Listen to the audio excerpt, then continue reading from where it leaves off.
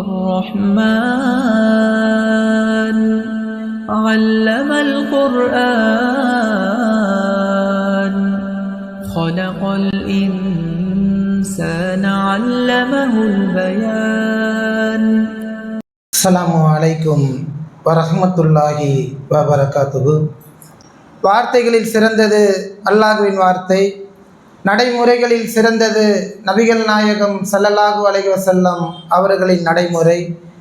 காரியங்களில் மிகவும் கெட்டது மார்க்கத்தின் பெயரால் மார்க்கத்தில் இல்லாத பிதஅத்தான காரியங்களை மார்க்கத்தில் புகுத்துவது. பிதஅத்தான ஒவ்வொரு காரியங்களுமே வழிகேடுகள், வழிகேடான ஒவ்வொரு காரியங்களுமே உங்களை நரகத்திற்கு கொண்டு போய் சேர்க்கும். எல்லாம் அல்ல அல்லாஹ்வின் நல்லடியார்களே, சகோதர சகோதரிகளே, அல்லாஹு தஆலா தன்னுடைய திருமறையிலே கூறுகின்றான், வதக்கிர் ஃப இன்ன திக்ரா தன்ஃபவுல் மூமினீன். அறிவுரை கூறுங்கள், அந்த அறிவுரை என்பது இறை நம்பிக்கையாளர்களுக்கு பயனளிக்கும் என்று கூறுகின்றான். அப்போ மூமின்களாக இருக்கக்கூடிய நாம் ஒவ்வொருவருக்குமே நம்முடைய வாழ்நாளிலே நாம் செவியுறக்கூடிய ஒவ்வொரு நல் உபதேசங்களுமே பயனளிக்கக்கூடியதாக இருக்க வேண்டும். அப்படிப்பட்ட ஒரு இறை நம்பிக்கையாளர்களாக அல்லாஹு தஆலா நம் அனைவரையும் ஆக்கி அருள் புரிய வேண்டும் என்று துவா செய்தவனாக என்னுடைய உரையினை நான் ஆரம்பம் செய்கின்றேன். எல்லாம் அல்ல அல்லாஹ்வின் நல்லடியார்களே, சகோதர சகோதரிகளே, அல்லாஹு தஆலா மனிதனை படைத்து மனிதர்கள் இந்த உலகத்திலே வாழ்வதற்கான அனைத்து வசதி வாய்ப்புகளையும் ஏற்படுத்தி தந்திருக்கின்றான். இந்த உலகத்திலே மனிதர்களாக வாழக்கூடிய நாம் ஒவ்வொருவருமே இந்த உலகத்திற்கு நாம் வரும் பொழுது எந்த ஒரு பொருளையுமே கொண்டு வருவதில்லை. அதே போல் இந்த உலகத்தை விட்டு நாம் செல்லக்கூடிய காலகட்டத்திலும் எந்த ஒன்றையுமே கொண்டு செல்லாதவர்களாகத்தான் இந்த உலகத்தை விட்டு செல்லக்கூடியவர்களாக நாம் இருக்கின்றோம். அப்போ நாம் இந்த உலகத்திலே பயன்படுத்தக்கூடிய ஒவ்வொரு பொருட்களுமே அல்லாஹ்வால் மனித சமுதாயத்திற்கு வழங்கப்பட்டிருக்கக்கூடிய அருட்கொடைகளாகத்தான் இருக்கின்றது. அல்லாஹ் தன்னுடைய திருமுறையிலே கூறுகின்றான், வ இன் தவுத்து நியாமத்தல்லாஹி லா துகுசுஹா. மனிதனுக்கு நாம் ஏராளமான அருட்கொடைகளை வழங்கியிருக்கின்றோம் என்று அல்லாஹ் கூறுகின்றான்.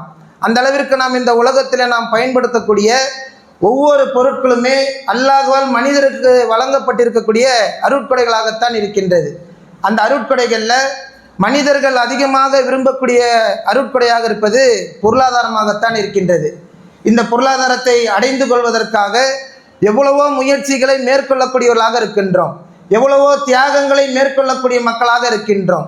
உடல் ஆரோக்கியத்தை பற்றி கூட கவலை இல்லாதவர்களாக ஒவ்வொரு மனிதர்களுமே பொருளாதாரத்தின் மீது அதிகமான நாட்டம் கொண்ட மக்களாக நாம் இருக்கின்றோம். அப்படிப்பட்ட அந்த பொருளாதாரம் என்கின்ற ஒரு அருட்கொடையை குறித்து அல்லாஹ்வின் தூதர் ஸல்லல்லாஹு அலைஹி வஸல்லம் அவர்கள் சொல்லும் பொழுது, பொருளாதாரம் என்பது ஒரு சோதனையாக இருப்பதாகவும் நமக்கு எச்சரிக்கை செய்கின்றாங்க.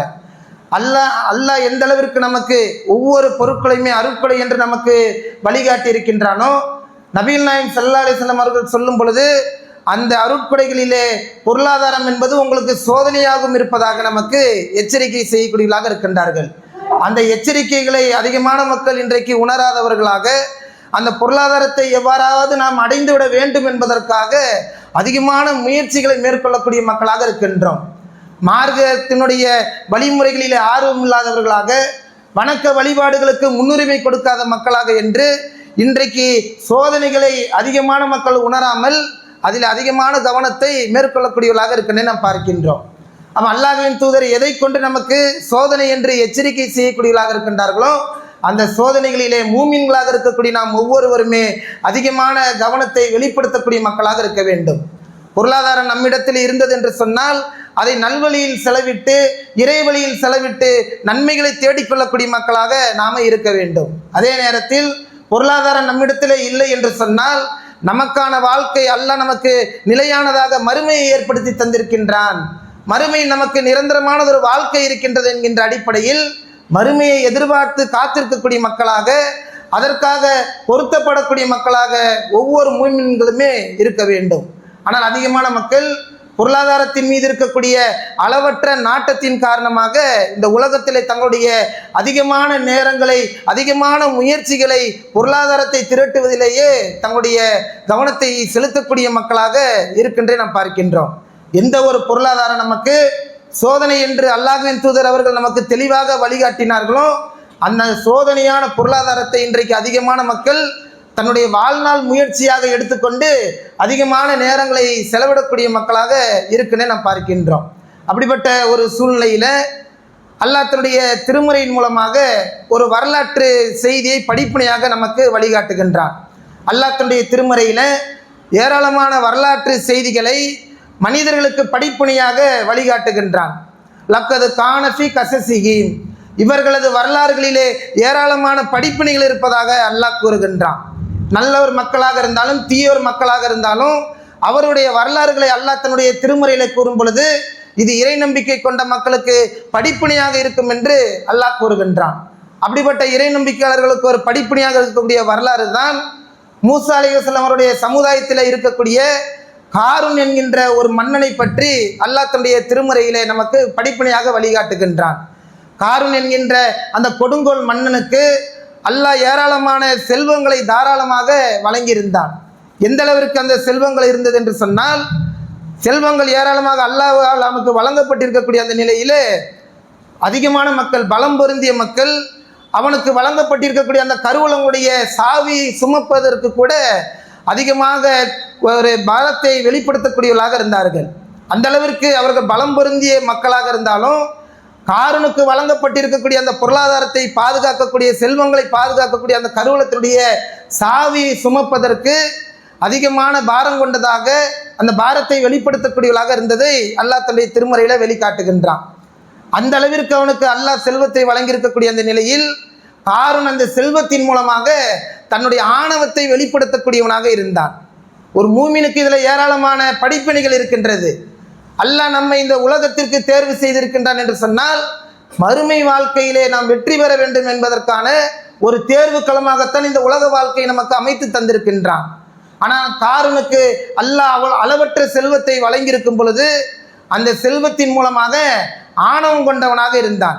ஒரு கட்டத்தில் என்னுடைய அறிவின் காரணமாக, என்னுடைய திறமைக்காக இந்த செல்வம் எனக்கு வழங்கப்பட்டிருக்கின்றது, என்னுடைய முயற்சினால் திரட்டப்பட்டது என்கின்ற ஆணவத்தை வெளிக்காட்டக்கூடியவனாக இருக்கின்றான். இன்றைக்கு நம்முடைய சமூகத்தில் இருக்கக்கூடிய பெரும்பாலான மக்களுடைய உள்ளத்திலையும் அப்படிப்பட்ட நிலை இருக்கின்றது. செல்வத்தில் கொஞ்சம் குறைவாக இருக்கக்கூடிய மனிதர்களை அதிகமான மக்கள் நேசிப்பது கூட இல்லை.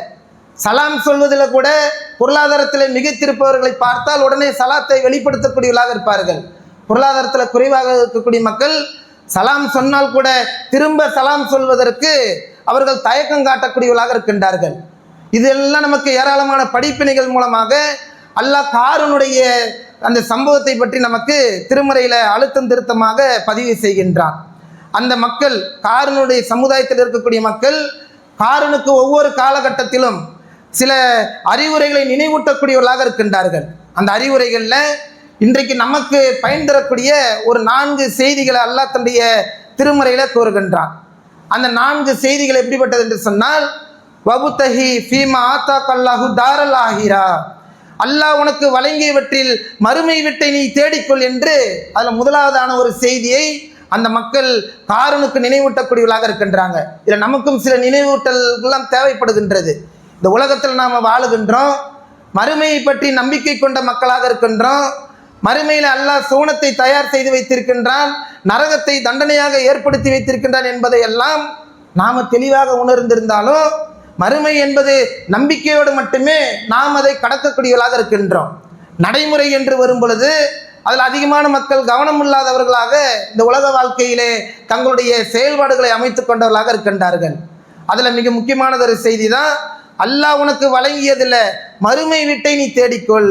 இந்த உலகத்தில் நமக்கு எது வழங்கப்பட்டு இருந்தாலும், பொருளாதாரம் வழங்கப்பட்டு இருந்தாலும், உடல் ஆரோக்கியம் வழங்கப்பட்டிருந்தாலும், நேரங்கள் உங்களுக்கு வழங்கப்பட்டிருந்தாலும், அந்த அனைத்தையுமே மறுமை வீட்டை தயார்படுத்தி கொள்வதற்காக ஏற்படுத்தி கொள்ள வேண்டும் என்று அல்லாஹ் முதலாவது செய்தியாக காரூனுக்கு கொடுக்கப்பட்டிருக்கக்கூடிய அந்த நினைவூட்டலை நமக்கும் இறைவேதத்தின் மூலமாக வழங்குகின்றான். இந்த மறுமை வீட்டிற்காக நம்மை நாம் தயார்படுத்தி வைத்திருக்கின்றோமா? இந்த நிலையில் நாம் மரணித்து விட்டோம் என்று சொன்னால் நம்முடைய மறுமை நிலை என்ன? நாளை மறுமையில் நாம் சோனத்தை அடையக்கூடிய மக்களாக நாம் இருப்போமா? அல்லாஹ் நாளை நம்மை மறுமையிலே விசாரணை செய்யும் பொழுது விசாரணையில் வெற்றி பெற்றவர்களாக நாம் ஆகுவோமா என்கின்ற அதிகமான மக்களுடைய உள்ளத்தில் சிந்தனை இல்லை. அதனால் என்ன பண்ணுறாங்க, பொருளாதாரம் இருந்தது என்று சொன்னால் இந்த உலக வாழ்க்கைக்காக இந்த சமுதாயம் தன்னை புகழ வேண்டும் என்பதற்காக இந்த செல்வங்களை எல்லாம் தேவையற்ற வகைகளிலே வீண் விரயங்களிலே செலவு செய்யக்கூடிய மக்களாக இருக்கின்றார்கள். பொருளாதாரம் இல்லாத மக்கள் அந்த பொருளாதாரத்தை எவ்வாறாவது பெற்றுவிட வேண்டும் என்பதற்காக ஹலால் ஹராமை பேணாதவர்களாக, மார்க்கத்தினுடைய வழிமுறைகளுக்கு முன்னுரிமை கொடுக்காத மக்களாக எத்தனையோ மக்கள் பொருளாதாரத்தை திரட்டுவதிலே அதிகமான கவனத்தை செலுத்தக்கூடியவர்களாக இருக்கின்றதை நாம் பார்க்கின்றோம். அடுத்ததாக அல்லாஹ் இரண்டாவதாக சொல்லும் பொழுது, வலா தன்ச நசீபக்க மினத் துனியா, இந்த உலகத்திலே உனக்கான பங்கை நீ மறந்து விடாதே என்று இரண்டாவதாக அந்த வசனத்தில் அல்லாஹ் ஒரு செய்தியை சொல்லுகின்றான். அதில் இன்றைக்கு நாம் பெற வேண்டிய மிக முக்கியமான படிப்பினை இதுவாகத்தான் இருக்கின்றது. அல்லாஹ் நமக்கு இந்த உலக வாழ்க்கையை தந்திருக்கின்றான் என்று சொன்னால் மறுமையில் நாம் வெற்றி பெற வேண்டும் என்பதற்காக ஒரு தேர்வு களமாகத்தான் அல்லாஹ் இந்த உலக வாழ்க்கையை நமக்கு தந்திருக்கின்றான். இந்த உலகத்தில் நமக்கான பங்கு என்ன என்பதை நாம் உணரக்கூடியவர்களாக இருக்க வேண்டும். நபிகள் நாயகம் ஸல்லல்லாஹு அலைஹி வஸல்லம் அவர்கள் இந்த உலக வாழ்க்கையை குறித்து நமக்கு சொல்லும் பொழுது, கொசுவனுடைய இறக்கை இருக்கின்றது, அந்த இறக்கையை விட அற்பமானது இந்த உலக வாழ்க்கை என்று நமக்கு எச்சரிக்கை செய்திருக்கின்றாங்க. ஆனால் இன்றைக்கு நாம் என்ன பண்ணுறோம், நமக்கான இந்த உலகத்திற்கான பங்கு என்ன என்பதையெல்லாம் அதிகமான மக்கள் உணருவதே இல்லை. அல்லாஹ் நம்மை எதற்காக படைத்திருக்கின்றான், நாம் எதற்காக இந்த உலகத்திற்கு அனுப்பப்பட்டு இருக்கின்றோம் என்கின்ற சிந்தனை அதிகமான மக்களுடைய உள்ளத்தில் இல்லாமல் இருக்கக்கூடிய நாம் பார்க்கின்றோம். அல்லாஹ் மனிதனை படைத்ததற்கான நோக்கத்தை பற்றி சொல்லும் பொழுது, வமா ஹலக்கத்துல் ஜின்ன வல் இன்ஸ இல்லா லியஅபுதூன், மனித சமுதாயத்தையும் ஜின் சமுதாயத்தையும் என்னை வணங்குவதற்காகத்தான் படைத்திருக்கின்றேன் என்று அல்லாஹ் இந்த உலக வாழ்க்கையை பற்றி நமக்கு குறிப்பிடுகின்றான். இந்த உலக வாழ்க்கையிலே நமக்காக இருக்க வேண்டிய பங்கை பற்றி நமக்கு குறிப்பிடுகின்றான். ஆனால் இன்றைக்கு நாம் சரியான முறையிலே தொழுகக்கூடிய மக்களாக நாம் இருக்கின்றோமா? தொழுகையிலே ஆர்வம் காட்டக்கூடிய மக்களாக இருக்கின்றோமா? அல்லாஹ் நம்மை எதற்காக படைத்தானோ அந்த நோக்கத்தை பூர்த்தி செய்யக்கூடிய மக்களாக இருக்கின்றோமா? இந்த உலகத்தில் நமக்கான பங்கு என்ன என்பதை நாம் ஏற்றுக்கொண்டவர்களாக இருக்கின்றோமா என்பதை எல்லாம் அதிகமான மக்கள் உணர்வதே இல்லை. சிந்தனை எப்படிப்பட்டதாக இருக்குது, உலகத்தில் பொருளாதாரத்தை திரட்ட வேண்டும், ஆடம்பரமாக வாழ வேண்டும், விரும்பிய இடங்களுக்கெல்லாம் செல்ல வேண்டும், விரும்பியதையெல்லாம் உண்ண வேண்டும், விரும்பியதையெல்லாம் அடைந்து கொண்டு சந்தோஷத்தை பெற்றுக்கொள்ள வேண்டும் என்பதில் தான் அதிகமான மக்களுடைய உள்ளத்தில் சிந்தனை இருக்கின்றது. ஆனால் அல்லாஹ் சொல்லும்போது என்ன சொல்கிறான், இந்த உலகத்தில் உனக்கான பங்கு என்று ஒன்று இருக்கின்றது. நமக்கு உடல் ஆரோக்கியம் இருந்தது என்று சொன்னால் அந்த ஆரோக்கியத்தை மறுமைக்காக பயன்படுத்தி கொள்ளக்கூடியவர்களாக இருக்க வேண்டும். நேரம் இருந்தது என்று சொன்னால் அதை நல்வழியிலே செலவு செய்யக்கூடிய மக்களாக இருக்க வேண்டும். பொருளாதாரம் இருந்தது என்று சொன்னால் நாம் அந்த பொருளாதாரத்தை சரியான முறையில் பயன்படுத்தி கொண்டு மறுமைக்காக நம்மை தயார்படுத்தி கொள்ளக்கூடியவர்களாக இருக்க வேண்டும். ஆனால் இன்றைக்கு அதிகமான மக்கள் அதில் கவனம் இல்லாதவர்களாக இருக்கின்றாங்க. ஏதோ நம்மளை இந்த உலக வாழ்க்கைக்காக படைத்திருக்கின்றான் அல்லாஹ், இந்த உலகத்தில் நாம் மரணித்து விட்டோம் என்று சொன்னால் அதோடு நம்முடைய உலக வாழ்க்கையோடு நம்முடைய நேரம் முடிந்து விட்டது, அதற்கு பிறகு நாம் விசாரணை செய்யப்பட மாட்டோம், நாளை மறுமை வாழ்க்கை என்பதெல்லாம் இல்லை என்கின்ற அளவிற்கு தான் இன்றைக்கு அதிகமான மக்கள் நம்முடைய உலகத்திற்கான பங்கை மறந்தவர்களாக செயல்படக்கூடிய நாம் பார்க்கின்றோம். அதே போல் அடுத்ததாக அல்லாஹ் சொல்லும் பொழுது, அகுசின் கமா அகுசன் அல்லாஹு இலை, இந்த உலகத்தில் அல்லாஹ் உனக்கு எப்படி உதவி செய்திருக்கின்றானோ அதே போல் நீ அடுத்தவர்களுக்கு உதவி செய். இந்த உலகத்தில் நீங்கள் வாழ்வதற்கு அல்லாஹ் பொருளாதாரத்தை வழங்கி இருக்கின்றான், உடல் ஆரோக்கியத்தை தந்திருக்கின்றான், நீங்கள் விரும்பியதெல்லாம் அடைந்து கொள்வதற்கான வாய்ப்புகளை தந்திருக்கின்றான். இந்த வாய்ப்புகள் யாரெல்லாம் இல்லாமல் இருக்கின்றார்களோ அல்லாஹ் உங்களுக்கு உதவி செய்ததைப் போல நீங்கள் அவர்களுக்கு உதவி செய் என்று அல்லாஹ் இதன் மூலமாக கூறுகின்றான். இது அனைத்துமே பொருளாதாரம் சம்பந்தப்பட்டதாகத்தான் அல்லாஹ் காரூனை பற்றி நமக்கு ஒரு நினைவூட்டலான ஒரு செய்தியாக திருக்குர்ஆன் வசனத்தில் கூறுகின்றான்.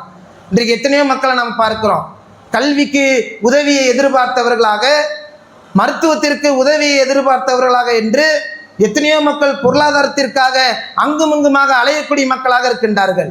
எத்தனையோ மக்கள் தங்களுடைய குழந்தைகளை சரியான கல்வியை கொடுக்க வேண்டும் என்பதற்காக எதையெல்லாமோ விற்று தங்களுடைய குழந்தைகளுக்கு கல்வியை கொடுக்கக்கூடியவர்களாக இருக்கின்றாங்க. உடல் ஆரோக்கியம் இல்லாத எத்தனையோ மக்கள் பொருளாதாரத்தை தேடி எங்கெங்கெல்லாமோ கையேந்தக்கூடிய மக்களாக இருக்கின்றாங்க. ஆனால் நம்மிடத்தில் பொருளாதாரம் இருக்கின்றது, அந்த பொருளாதாரத்தை நல்வழியில் செலவிடுவதற்கு அதிகமான மக்கள் முன்வராதவர்களாக இருக்கின்றாங்க. ஆனால் எத்தனையோ தேவையற்ற வகைகளிலே வீண் விரயங்கள் செய்யக்கூடிய மக்களாக இன்றைக்கு எத்தனையோ மக்கள் நம்முடைய சமூகத்தில் இருக்கின்றாங்க. பக்கத்து வீட்டுக்காரர் சிரமப்படக்கூடியவனாக இருப்பான், கல்விக்காக, மருத்துவத்திற்காக, வாழ்வாதாரத்திற்காக எவ்வளவோ சிரமப்படக்கூடியவனாக இருக்கின்றான். ஆனால் ஆடம்பர திருமணங்கள், தேவையற்ற வீண் விரயங்கள் என்று இன்றைக்கு நம்முடைய சமூகத்தில் பொருளாதாரம் இருக்கக்கூடிய மக்கள் செய்யக்கூடிய செலவுகள் என்பது அவர்கள் இந்த உலக வாழ்க்கையை நேசிக்கக்கூடியவர்களாக இருக்கின்றார்கள் என்பதற்கான ஒரு அடையாளமாக இருக்கின்றதை நாம் பார்க்கின்றோம். அப்போ நாம் முஸ்லீம்களாக இருக்கிறோம், இறை நம்பிக்கையாளர்களாக நாம் இருக்கின்றோம் என்று சொன்னால் உள்ளத்தில் நம்பிக்கை மட்டும் இருந்தால் போதாது. மறுமையை நம்புகின்ற, சொர்க்கத்தை நம்புகின்ற இந்த நம்பிக்கை மட்டும் இருந்தால் போதாது. அதை அடைய வேண்டும் என்பதற்காக நம்முடைய பங்கினை நாம் வெளிப்படுத்தக்கூடிய மக்களாக, மறுமை வீட்டிற்காக நம்மை தயார் செய்து கொள்ளக்கூடிய மக்களாக நாம இருக்க வேண்டும். அடுத்ததாக வலா தபுகில் ஃபசாத ஃபில் அர்ல், இந்த உலகத்தில் குழப்பத்தை விளைவிக்க விரும்பாதே என்று அல்லாஹ் காரூனுக்கு ஒரு செய்தியை நினைவூட்டுகின்றான். ஏன் காரூனுக்கு அல்லாஹ் அந்த செய்தியை நினைவூட்டுகின்றான் என்று சொன்னால், மூசா அலைஹிஸ்ஸலாம் அவர்களை எதிர்ப்பதற்காக தன்னுடைய பொருளாதாரங்களை செலவு செய்யக்கூடியவனாக இருந்தான். ஃபிரௌனுக்கும் அல்லாஹ் பொருளாதாரத்தை வழங்கியிருந்தான். ஃபிரௌனும் தன்னுடைய பொருளாதாரத்தை மூசா அலைஹிஸ்ஸலாம் அவர்களுக்கு எதிராக செலவு செய்யக்கூடியவனாக இருந்தான். இப்படி இன்றைக்கும் நம்முடைய சமூகத்தில் எத்தனையோ மக்கள் அதிகாரத்தை பெறுவதற்காக, மார்க்க விஷயங்களை, மார்க்கத்தில் இல்லாத விஷயங்களை நிலைநாட்டுவதற்காக, பூமியிலே குழப்பத்தை ஏற்படுத்துவதற்காக பொருளாதாரத்தை செலவு செய்யக்கூடியவர்களாக இருக்குன்னு நம்ம பார்க்கின்றோம். மார்க்கத்தில் இல்லாத எத்தனையோ செயல்பாடுகளை மார்க்கத்தின் பெயரால் நிலைநாட்டுகின்றார்கள். அதற்கு செலவு செய்யக்கூடிய மக்கள் இருக்கின்றாங்க. குறைந்த செலவில் நடத்தக்கூடிய திருமணத்தில் தான் அதிகமான இறையருள் இருப்பதாக மார்க்கம் நமக்கு வழிகாட்டி இருந்தாலும், ஆடம்பரமான வகைகளிலே திருமணத்தை செலவு செய்வதற்கு தான் இன்றைக்கு நம்முடைய சமூகமானது தயாராக இருக்கின்றது. இது எப்படிப்பட்ட ஒரு குழப்பத்தை சமூகத்தில் ஏற்படுத்தும்னா, ஏழ்மை நிலையில் இருக்கக்கூடிய மக்கள் கூட தங்களுடைய குடும்ப திருமணங்களை நடத்தி கொள்வதற்கு சிரமத்தினால அதிகமான பொருளாதாரத்தை செலவு செய்யக்கூடிய மக்களாக மாறிவிடுகின்றாங்க. வரதட்சணையின் மூலமாக, மண்டப செலவீனங்கள் மூலமாக இன்றைக்கு நல்வழியை காட்டக்கூடிய ஒரு மார்க்கத்தை பின்பற்றக்கூடிய முஸ்லிம்கள் இன்றைக்கு மாற்று மத கலாச்சாரங்களை நோக்கி செல்லக்கூடிய மக்களாக இருக்கின்றார்கள் என்று சொன்னால், அந்த குழப்பங்கள் ஏற்படுவதற்கான அடிப்படையான காரணமாக இருக்கக்கூடியவர்கள் இந்த பொருளாதாரத்தை தவறான முறையில் பயன்படுத்தக்கூடியவர்களாகத்தான் இருக்கின்றார்கள். அவர்களை பார்த்துதான் அல்லாஹ் சொல்லும் பொழுது, பூமியில் குழப்பம் ஏற்பட வேண்டும் என்று விரும்பாதீர்கள் என்று அல்லாஹ் கூறுகின்றான். அப்போ இது ஒவ்வொன்றுமே நமக்கான படிப்பினைகளாக இருக்கின்றது. அடுத்ததாக அல்லாஹ் இறுதியாக இந்த செய்திகளை எல்லாம் சொல்லிவிட்டு, இன்னல்லாஹ் லா யுஹிப்புல் முஃப்ஸிதீன், யாரெல்லாம் குழப்பம் விளைவிக்கக்கூடிய மக்களாக, யாரெல்லாம் வரம்பு மீறக்கூடிய மக்களாக இருக்கின்றார்களோ அல்லாஹ் அவர்களை நேசிக்க மாட்டான் என்பதை அல்லாஹ் இறுதியாக சொல்லுகின்றான்.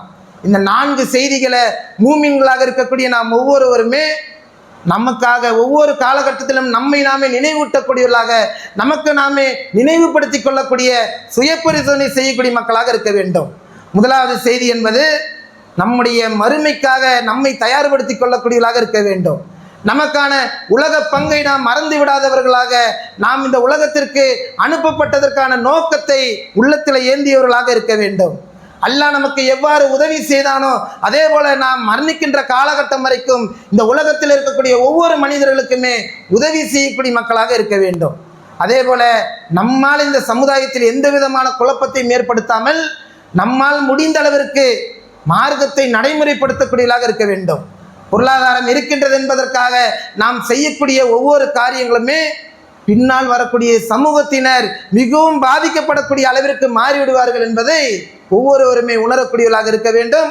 இந்த 4 செய்திகளின் மூலமாக அல்லாஹ் இறை நம்பிக்கை கொண்ட மக்களுக்கு காருடைய வாழ்க்கையின் மூலமாக நமக்கு ஏராளமான படிப்பினைகளை தரக்கூடியவனாக இருக்கின்றான்.